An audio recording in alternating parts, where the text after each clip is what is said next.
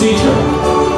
Our theme for tonight, the champions of change, honoring excellence, leadership, and service as we celebrate the excellence of our awardees.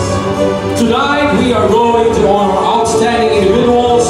And ang asawa ng ating pinakamamahal na si Senador Ramon Bong Revilla Jr. Siya po ay isang tapat ng lingkod bayan at sa kasalukuyan siya po ay ang tinatawan ng ikalawang distrito ng Cavite. So, ladies and gentlemen, palampakan po natin ang kabiyak ng ating mahal na senador, si Congresswoman Lani Mercado Revilla, to accept the award of Senator Bong Revilla on his behalf. Congressman Lani Mercado.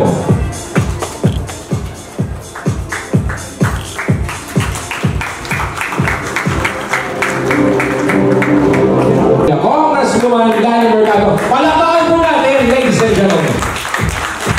Maraming salamat, Joey.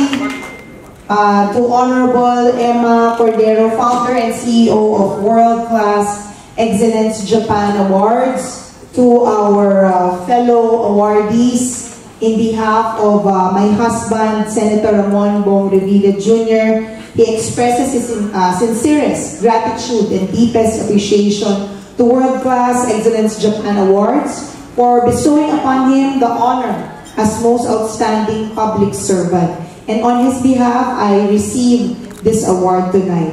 Ang inyong pagkilala kay Senator Bong Revilla bilang isang natatanging lingkod bayan ay patunay na puno siya ng aksyon sa tunay na buhay. Hindi puros budots at pagpapupogi lang gaya ng laging binabato sa kanya. For the past 30 years, Bong Revilla devoted his life in the service of his beloved countrymen. Patunay dito ang kanyang lagpas sa 2,000 panukalang batas na kung saan 300 ang naging ganap na batas na ngayon.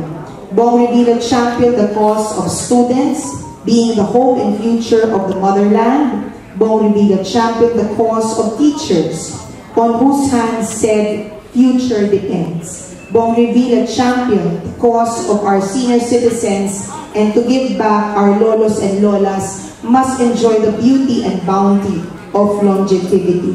Muli, mula kay Senator Bong Revilla Jr., maraming salamat po sa lahat ng bumubuo ng World Class Excellence Japan Awards, at congratulations po sa lahat ng awardees ngayong gabi. Sama-sama, tulong-tulong at buong puso natin paglingkuran ang sambayan ng Pilipino at ang buong Pilipinas. God bless us all.